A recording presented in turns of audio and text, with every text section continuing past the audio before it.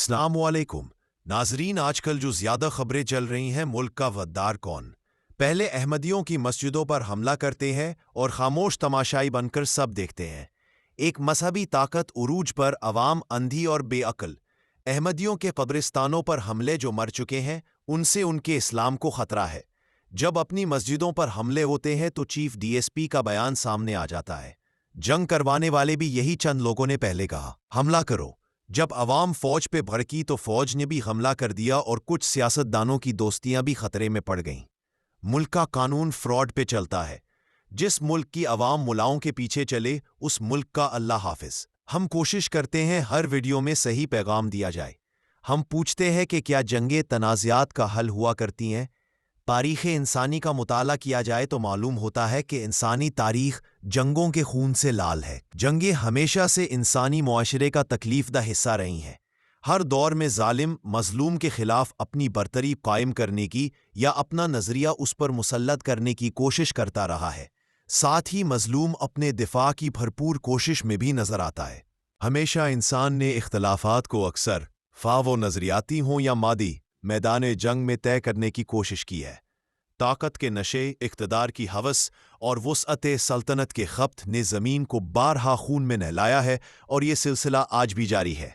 आज का इंसान जो खुद को सबसे ज़्यादा मुहज़्ज़ब और तालीम याफ्ता गर्दानता है, वो भी बज़ोर बाजू अपनी बरतरी साबित करना चाहता है। अमेरिका अफ़गानिस्तान, इराक और दीगर मुल्कों में नहात क़याम अमन की कोशिशों के नाम पर जंग कर रहा है। इसराइल मज़लूम फ़लस्तीनियों पर मुक़द्दस ज़मीन पर कब्ज़े के नाम पर जंग कर रहा है। रूस और यूक्रेन और अब ताज़ा दिनों में भारत और पाकिस्तान एक दूसरे के खिलाफ नबर्द आज़मा है। लेकिन क्या जंगें वाकई मसाइल का मुस्तकिल या देरपा हल फराहम करती हैं, या ये सिर्फ वक्ती तस्कीन अना और दायमी तबाही की दास्तान है? ये सवाल आज भी इंसानी ज़मीर को झंझोड़ता है और इस पर गौर व फिक्र करना नागुज़ीर है। इस मज़मून में हम इस सवाल का जायज़ा मुख्तलिफ पहलुओं से मुख्तसरन लेंगे और इस नतीजे तक पहुँचने की कोशिश करेंगे कि अमन ज़्यादा बेहतर हल है या जंग। अगर हम तारीख़ के औराक को खंगालें तो हमें मालूम होगा कि जंगों ने वक्ती तौर पर फ़तहमंद फ़रीक को अगरचा फ़ायदा दिया हो, मगर इनके नताइज मजमूई तौर पर तबाहकुन ही रहे। ट्रोजन जंग से लेकर मंगोलों के हमलों, सलीबी जंगों, नेपोलियन की फतूहात, दो आलमी जंगें और हालिया दहशतगर्दी के खात्मे के नाम पर जारी जंग ने इंसानियत को ज़ख्म ही ज़ख्म दिए। पहली और दूसरी आलमी जंगें इंसानी तारीख़ की स्याह तरीन मिसालें हैं, जिनमें करोड़ों अफराद मारे गए, शहरों के शहर मिट्टी में मिला दिए गए और पूरी नस्लें ज़हनी व जिस्मानी माजूरी का शिकार हो गई। गोया जंग एक ऐसा आसेब है जो अपना वार हर दो फरीक पर करता है।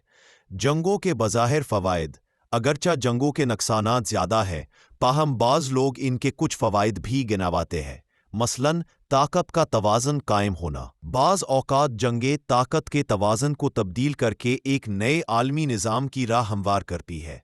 2. सियासी तब्दीलियाँ। कई जगहों पर जंगों ने जुल्म व जबर के निज़ाम को ख़त्म करके अवाम को आज़ादी दी, जैसे कि नो आबादियाती निज़ाम के ख़िलाफ़ जंगें। जंगों के नुकसानात। जहाँ कुछ लोग जंगों के एक या दो फ़वाइद गिनावाते हैं, वहीं इससे होने वाले नुकसानात की एक लंबी फहरिस्त है। 1. मासूम इंसानी जानों का ज़या। जंगों का सबसे पहला और संगीन नुकसान इंसानी जानों का ज़या होता है। लाखों बेगुनाह लोग जिनका जंग से कोई वास्ता नहीं होता, वो मारे जाते हैं। दूसरी जंग अज़ीम में लाखों लोग हलाक हुए, जिनमें अक्सरियत आम शहरियों की थी। जापान के शहरों हिरोशिमा और नागासाकी पर एटमी हमले इसकी एक अफसोसनाक मिसाल है, जहां पलक झपकते ही हज़ारों मासूम जानें लुक़्मे अजल बन गईं। लाखों अफराद ताहयात माजूरी का शिकार हो गए और इसके बदअसरात अभी तक कायम है। ये ज़ाया होने वाली तमाम जानें न सिर्फ इंसानी वसाइल का हिस्सा थीं, बल्कि उनका हर फ़र्द एक ख़ानदान की उम्मीद, सहारा और मोहब्बत का मरकज़ था। 2. मुआशी नुकसान। जंगों का दूसरा बड़ा नुकसान मईशत पर होता है। जंग में शामिल ममालिक को भारी अखराजात बर्दाश्त करने पड़ते हैं, जो अक्सर तालीम, सेहत और तरक्याती मंसूबों जैसे अहम शोबों के बजट से पूरे किए जाते हैं। इंफ्रास्ट्रक्चर तबाह हो जाता है, सनतें बंद हो जाती हैं, ज़रई ज़मीनें तबाह हो जाती हैं और रोज़गार के मौक़े मादूम हो जाते हैं। जंग के बाद की तामीर नौ का अमल नहायत सुस्त और महंगा होता है। जर्मनी, जापान, लीबिया और इराक जैसे ममालिक इसकी वाज़ेह मिसालें हैं। जहां जंगों ने न सिर्फ मईशत को तबाह किया बल्कि पूरी नस्ल को गुर्बत, भूख और बेरोजगारी के दहाने पर ला खड़ा किया, और फिर दहाइयों बाद जाकर कुछ इस्तेहकाम हासिल किया और कुछ अभी तक इसकी कोशिश में लगी है। तीसरा, नफरत और दुश्मनी का तसलसल। जंग सिर्फ जिस्मों को ही नहीं जख्मी करती बल्कि दिलों को भी जख्म देती और शिकस्ता कर देती है। जंगों के नतीजे में पैदा होने वाली नफरतें नस्लों तक कायम रहती है। जब एक कौम या मुल्क दूसरी कौम पर जुल्म ढाता है तो मुतासिरा फरीक के दिल में एक दायमी गुस्सा, नफरत और इंतकामी जज्बा जन्म लेता है। जापानी अवाम में अमरीका के खिलाफ और जर्मन अवाम में बरतानिया और दीगर इत्तेहादी ममालिक के खिलाफ जो जज्बात पैदा हुए वो बरसों बाद भी मुकम्मल तौर पर ख़त्म न हो सके। ये नफ़रतें न सिर्फ अवामी सतह पर ताल्लुकात को मुतासर करती हैं बल्कि सियासी, सिफारती और इक्तिसादी सतह पर भी रुकावट बनती हैं। फिर ये नफ़रतें तालीमी निसाब, अवामी बयानिए, फ़िल्मों और मीडिया के ज़रिए नस्ल दर नस्ल मुंतकिल होती है, और इस तरह दुनिया में एक मुस्तकिल पशमकश और बदएतमादी की फ़िज़ा कायम रहती है। 4. महाजरीन का बहरान। जंगों के नतीजे में लाखों अफराद बेघर हो जाते हैं और उनके लिए एक नई जिंदगी का आगाज किसी अजाब से कम नहीं होता। 5. नफ्सियाती मसाइल। जंगें लोगों की जहनी सेहत को शदीद मुतासिर करती हैं। जंगों से वापस आने वाले सिपाही और उनसे मुतासिरा एक पूरा समाज PTSD जैसी बीमारियों का शिकार होता है। 6. आलमी बदअमनी। आज की दुनिया माजी के मुकाबले में ज्यादा मरबूत और बाहम जुड़ी हुई है। एक मुल्क में जंग के असरात दूसरे ममालिक पर भी मुरत्तब होते हैं, जैसा कि यूक्रेन और रूस जंग या मशरिक़ वस्ता की जंगें। उनके असरात आलमी मईशत, तेल की कीमतों, पनाह गुज़ीनों के बहरान और बैनुल अक़वामी ताल्लुकात पर पड़ते हैं और पड़ रहे हैं। आलमी ताकतें बिलाक्स की सूरत में बढ़ती नजर आ रही हैं और दुनिया एक आलमी जंग की तरफ खामोशी से गामज़न है जो किसी भी वक्त बर्पा होती नजर आती है। इमाम जमात अहमदिया सैयदना हज़रत खलीफतुल मसीह अल ख़ामिस अय्यदहुल्लाह ताला बिनस्र अल अज़ीज़ ने आज से तकरीबन 13 साल कबल 8 मार्च 2012 को कनाडा के वज़ीर आज़म को लिखे गए अपने एक मकतूब में दुनिया के अमूमी हालात का नक्शा कुछ इस तरह खींचा है। आज दुनिया में गैर मामूली बेचैनी और इज़्तिराब फैला हुआ है। बाज़ खितों में छोटे पैमाने पर जंगें लड़ी जा रही हैं और बदकिस्मती से आलमी ताकतें इन शोरश ज़दा इलाकों में क़याम अमन के लिए इस हद तक मुअस्सिर किरदार अदा करने से कासिर दिखाई देती है जिसकी उनसे तवक्को की जाती है। साफ दिखाई दे रहा है कि आज दुनिया का हर मुल्क या तो किसी दूसरे मुल्क का हमायती है या फिर किसी मुल्क की दुश्मनी पर तमर बस्ता है और सभी ने इंसाफ का दामन छोड़ दिया है। आज आलमी हालात पर नज़र डालने वाला जान सकता है कि एक नई आलमी जंग की बुनियाद रखी जा चुकी है। दुनिया के कई छोटे बड़े ममालिक एटमी असासों के मालिक हैं जिसकी वजह से इन ममालिक की बाहमी दुश्मनियां, कीना और अदावतें अपने उरूज पर है। इस गंभीर सूरत हाल में तीसरी आलमी जंग के बादल हमारे सरों पर मंडला रहे हैं और ऐसी जंग में ज़रूर एटमी हथियार भी इस्तेमाल होंगे। गोया यकीनन हम खतरनाक तबाही के दहाने पर खड़े हैं। अगर जंग अज़ीम दोम के बाद अदलो इंसाफ से पहलूतही ना की जाती तो आज हम इस दलदल में ना फंसते जहां एक बार फिर खतरनाक जंग के शोहले दुनिया को अपनी लपेट में लेने को तैयार खड़े हैं। हम सब जानते हैं कि जंग अज़ीम दोम के बुनियादी मुहर्रिकात में लीग ऑफ नेशंस की नाकामी और 1932 में रूनमा होने वाला माशी बहरान सर फहरिस्त था। आज दुनिया के चोटी के माहिरीन माशियात बरमला कह रहे हैं कि मौजूदा दौर के माशी मसाइल और 1932 वाले बहरान में बहुत सी कदरें मुश्तरक दिखाई दे रही हैं। सियासी और इक्तिसादी मसाइल ने कई छोटे ममालिक को एक बार फिर जंग पर मजबूर कर दिया है और बाज़ ममालिक दाखिली बदअमनी और अदम इस्तेहकाम का शिकार है। इन तमाम उमूर का मंतकी नतीजा एक आलमी जंग की सूरत में ही निकलेगा। छोटे ममालिक के झगड़े सियासी तरीक और सिफारतकारी के जरिए हल न किए गए तो लाजिम है कि दुनिया में नए जत्थे और बलाग जन्म लेंगे और यकीनन ये अमर तीसरी आलमी जंग का पेशखेमा होगा। ऐसी सूरत हाल में दुनिया की तरक्की पर तवज्जो मरकूज करने की बजाय ज़्यादा ज़रूरी बल्कि नागज़ीर है कि हम दुनिया को इस अजीम तबाही से बचाने की कोशिश करें। आज इस अम्र की अशद ज़रूरत है कि बनी नौए इंसान खुदाए वाहिद को पहचाने जो सब का खालिक है। इंसानियत की बका की यही एक ज़मानत है ورنہ دنیا تیزی سے اپنی تباہی کے سامان کر رہی ہے۔ عالمی بحران اور امن کی راہ، صفحہ 183 تا 140۔ جدید جنگ، شکل بدلی، حقیقت وہی۔ آج کی جنگیں صرف ٹینکوں، بندوقوں اور جنگی جہازوں کی محتاج نہیں۔ ہائبرڈ وار، سائبر وار، میڈیا وار اور اکنامک وار اس کی نئی شکلیں ہیں جن کا زہر اتنا ہی مہلک ہے۔ قومیں اندر سے ٹوٹ رہی ہیں، نظریاتی انتشار بڑھ رہا ہے اور نوجوان نسل ذہنی دباؤ کا شکار ہے۔ یہ جنگیں دکھائی کم دیتی ہیں، مگر ان کے اثرات کہیں زیادہ گہرے اور دیر پا ہوتے ہیں۔ جنگوں کا حل؟ اگر جنگیں مسائل کا حل نہیں تو پھر کیا ہے؟ اس کا جواب 3 اہم عناصر میں پوشیدہ ہے۔ انصاف۔ جس معاشرہ میں عدل و انصاف ہو وہاں ظلم اور استحصال کی گنجائش نہیں ہوتی، اور نظام انصاف کی عدم موجودگی ہی وہ اصل وجہ ہے جس کی بنا پر اکثر جنگیں جنم لیتی ہیں۔ حضرت خلیفۃ المسیح الخامس ایدہ اللہ تعالی بنصرہ العزیز انصاف کی اہمیت یاد دلاتے ہوئے فرماتے ہیں، حقیقت یہ ہے کہ امن اور انصاف کو ایک دوسرے سے الگ نہیں کیا جا سکتا، یہ دونوں لازم و ملزوم ہیں۔ یہ وہ اصول ہے جسے دنیا کے تمام باشعور اور دانا لوگ سمجھتے ہیں۔ در حقیقت مفسدوں کے سوا کبھی بھی کوئی یہ نہیں کہہ سکتا کہ کسی معاشرے، ملک یا دنیا میں عدل و انصاف قائم ہونے کے بعد فساد ہو سکتا ہے۔ تاہم ہمیں دنیا کے بہت سے حصوں میں امن کا فقدان اور فساد نظر آتا ہے۔ یہ بدامنی اور فساد مختلف ممالک میں اندرونی طور پر بھی پایا جاتا ہے اور دیگر اقوام سے تعلقات کے لحاظ سے بیرونی طور پر بھی موجود ہے۔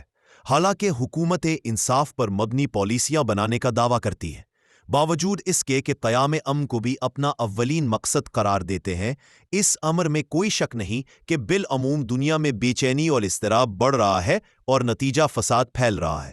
اس سے یہ یقینی طور پر ثابت ہوتا ہے کہ کہیں نہ کہیں انصاف کی پامی نظر نہیں کرتی ہے۔ انصاف کے تقاضے پامال ہو رہے ہیں، چنانچہ اس امر کی فوری ضرورت ہے کہ جب بھی اور جہاں کہیں بھی بے انصافی پائی جائے تو اس کا تدارک کیا جائے۔ خطاب کیپٹل ہل، 22 جون 2012۔ عالمی بحران اور امن کی راہ، صفحہ 83۔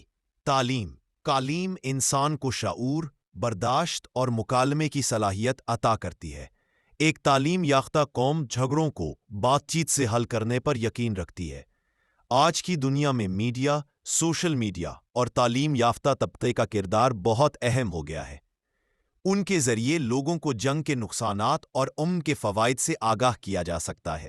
مکالمہ و گفت و شنید۔ تمام مہذب معاشروں میں اختلافات کو بات چیت کے ذریعے سلجھانے کی روایت رہی ہے۔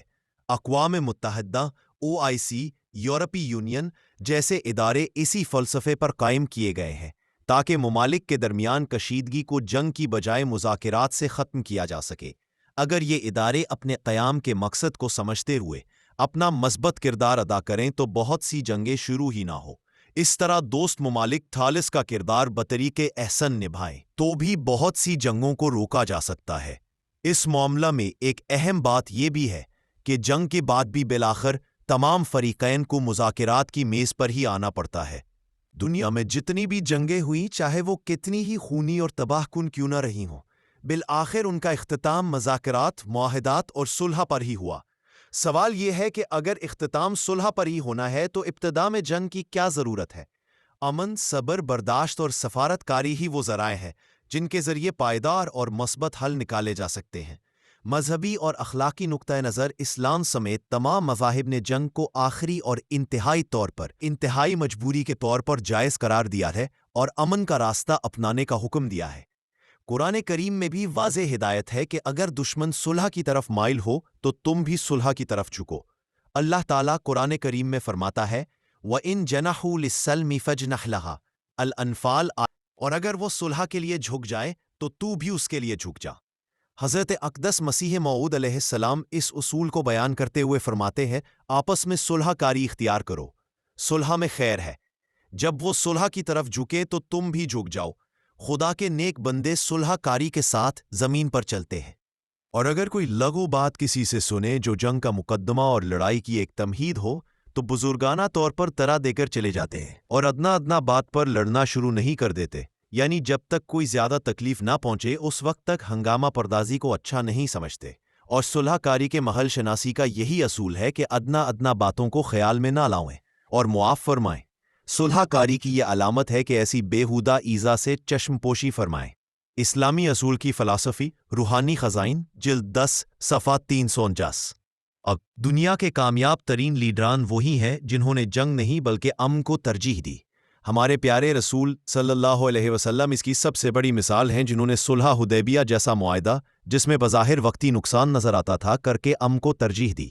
اسی طرح نیلسن مینڈیلا، مہاتما گاندھی، قائد اعظم محمد علی جناح اور دیگر کئی شخصیات نے مسائل کے حل کے لیے بات چیت، سمجھوتے اور پرامن ذرائع کو اختیار کیا۔ نتیجہ، جنگ بظاہر مسئلے کا واحد اور آخری حل دکھائی دیتی ہے، مگر درحقیقت یہ مسائل کا آغاز ہوتی ہے۔ یہ ایک ایسا دائرہ ہے جس میں داخل ہونا آسان مگر نکلنا انتہائی دشوار ہے۔ انسانی جانوں کا ضیاع، معیشت کی تباہی، نفرت و انتقام کا فروغ اور معاشرتی اقدار کی پامالی جنگوں کے نمایاں نقصانات ہیں۔ لہٰذا ایک دانش مندانہ، باشعور اور ترقی یافتہ معاشرہ صرف امن، افہام و تفہیم اور انصاف کے راستے کو ہی اپنا کر مسائل کا حل تلاش کر سکتا ہے۔ اگر ہمیں دنیا کو واقعی ایک بہتر، پرامن اور خوشحال جگہ بنانا ہے تو جنگوں کے بجائے مکالمہ، تعاون اور مصالحت کو فروغ دینا ہوگا۔ خون اپنا ہو یا پرایا ہو، نسل آدم کا خون ہے آخر۔ جنگ مشرق میں ہو کہ مغرب میں، امن عالم کا خون ہے آخر۔ بم گھروں پر گریں کہ سرحد پر، روح تعمیر زخم کھاتی ہے۔ کھیت اپنے جلے کے اولوں کے، زیست فاقوں سے تلملاتی ہے۔ ٹینک آگے بڑھیں کہ پیچھے ہٹیں، کوخ دھرتی کی بانجھ ہوتی ہے۔ فتح کا جشن ہو کہ ہار کا سوگ، زندگی میتوں پہ روتی ہے۔ جنگ تو خود ہی ایک مسئلہ ہے، جنگ کیا مسئلوں کا حل دے گی؟ آگ اور خون آج بخشے گی، بھوک اور احتجاج کل دے گی۔ اس لیے اے شریف انسانوں، جنگ ٹلتی رہے تو بہتر ہے۔ آپ اور ہم سبھی کے آنگن میں شمع جلتی رہے تو بہتر ہے۔ ساحر لدھیانوی۔ ان تمام باتوں کے ساتھ سب سے اہم اور ضروری بات یہ ہے کہ ہم اپنے خالق و مالک کو پہچانیں، اس کی بھیجی ہوئی تعلیم پر عمل کریں اور اس زمانے کے جری اللہ کے ساتھ مضبوطی کے ساتھ جڑ جائیں۔ حضرت اقدس مسیح موعود علیہ السلام فرماتے ہیں، ایسے نازک وقت میں یہ راکم آپ کو صلح کے لیے بلاتا ہے جب صلح کی بہت ضرورت ہے۔ دنیا پر طرح طرح کے ابتلا نازل ہو رہے ہیں، زلزلے آ رہے ہیں، قحط پڑ رہا ہے، اور طاعون نے بھی ابھی پیچھا نہیں چھوڑا۔ اور جو کچھ خدا نے مجھے خبر دی ہے وہ بھی یہی ہے کہ اگر دنیا اپنی بد عملی سے باز نہیں آئے گی اور برے کاموں سے توبہ نہیں کرے گی تو دنیا پر سخت سخت بلائیں آئیں گی، اور ایک بلا ابھی بس نہیں کرے گی کہ دوسری بلا ظاہر ہو جائے گی، بلا ظاہر ہو جائے گی۔ آخر انسان نہایت تنگ ہو جائیں گے کہ یہ کیا ہونے والا ہے، اور بہتیری مصیبتوں کے بیچ میں آ کر دیوانوں کی طرح ہو جائیں گے۔ سو اے ہموطن ناظرین، قبل اس کے کہ وہ دن آوے، ہوشیار ہو جاؤ۔ اور جس قوم میں کوئی زیادتی ہے جو وہ صلح کی مانے ہو، اس زیادتی کو وہ قوم چھوڑ دے، ورنہ باہم عداوت کا تمام گناہ اسی قوم کی گردن پر ہوگا۔ پیغام صلح، روحانی خزائن جلد 23 صفحہ 444۔ نیز آپ علیہ السلام فرماتے ہیں، سو میں حکم دیتا ہوں کہ جو میری فوج میں داخل ہے وہ ان خیالات کے مقام سے پیچھے ہٹ جائیں، دلوں کو پاک کرے اور اپنے انسانی رحم کو ترقی دے، اور درد مندوں کے ہمدرد بنے۔ زمین پر صلح پھیلاویں کہ اسی سے ان کا دین پھیلے گا، اور اس سے تعجب مت کریں کہ ایسا کیوں کر ہوگا، کیونکہ جیسا کہ خدا نے بغیر توسط معمولی اسباب کے جسمانی ضرورتوں کے لیے حال کی نئی ایجادوں میں زمین کے عناصر اور زمین کی تمام چیزوں سے کام لیا ہے اور ریل گاڑیوں کو گھوڑوں سے بھی زیادہ دوڑا کر دکھلا دیا ہے، ایسا ہی اب وہ روحانی ضرورتوں کے لیے بغیر توسط انسانی ہاتھوں کے آسمان کے فرشتوں سے کام لے گا۔ بڑے بڑے آسمانی نشان ظاہر ہوں گے اور بہت سی چمکیں پیدا ہوں گی جن سے بہت سی آنکھیں کھل جائیں گی۔ تب آخر میں لوگ سمجھ جائیں گے کہ جو خدا کے سوا انسانوں اور دوسری چیزوں کو خدا بنایا گیا تھا یہ سب غلطیاں تھیں۔ سو تم صبر سے دیکھتے رہو، کیونکہ خدا توحید کے لیے تم سے زیادہ غیرت مند ہے، اور دعا میں لگے رہو، ایسا نہ ہو کہ نافرمانوں میں لکھے جاؤ۔ اے حق کے بھوکھو اور پیاسو، سن لو کہ یہ وہ دن ہے جن کا ابتدا سے وعدہ تھا۔ خدا ان قصوں کو بہت لمبا نہیں کرے گا، اور جس طرح تم دیکھتے ہو کہ جب ایک بلند مینار پر چراغ رکھا جائے تو دور دور تک اس کی روشنی پھیل جاتی ہے، اور یا جب آسمان کی ایک طرف بجلی چمکتی ہے تو سب طرفیں ساتھ ہی روشن ہو جاتی ہے، ایسا ہی ان دنوں میں ہوگا۔ گورنمنٹ، انگریزی اور جہاد، روحانی خزائن جلد 17 صفحہ 15۔ اگلی ویڈیو تک کے لیے اللہ حافظ۔ آپ کو ہمارا پروگرام کیسا لگا؟ کہاں سے ہمارا پروگرام دیکھ رہے ضرور کمنٹ سیکشن میں رائے دیں۔ کس طرح کے موضوعوں ہر مزید اپڈیٹ دیکھنا چاہتے ہیں؟ وہ بھی ضرور بتائیں۔ چینل کو سبسکرائب اور ویڈیو کو شیئر ضرور کیا کریں۔ YouTube channel message of Islam.